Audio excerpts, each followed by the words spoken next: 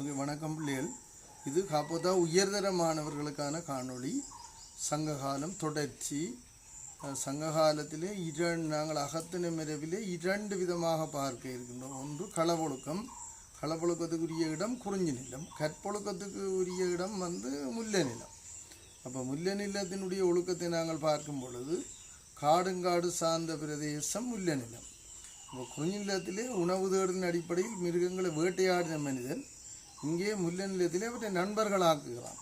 அதனால் அவற்றை மேய்ப்பது, மந்த மேய்ப்பது இங்கு பிரதான தொழில் ஆகின்றது. எனவே இங்கு ஒரு தலைவன் மாட்டை பாதுகாப்பதற்காகவும் நாட்டை பாதுகாப்பதற்காகவும் தனது காதலியை திரும்பி வரும் திகதி குறித்து பிரிந்து செல்கின்றான். அவ்வாறு குறிக்கப்பட்ட காலம் வரும் வரைக்கும் தலைவி தன்னை கற்பொழுக்கத்துடன் காத்து கொண்டிருப்பதால் இந்நிலாக ஒழுக்கம் இருத்தல் என அழைக்கப்படுகின்றது என்று விளக்குதல்.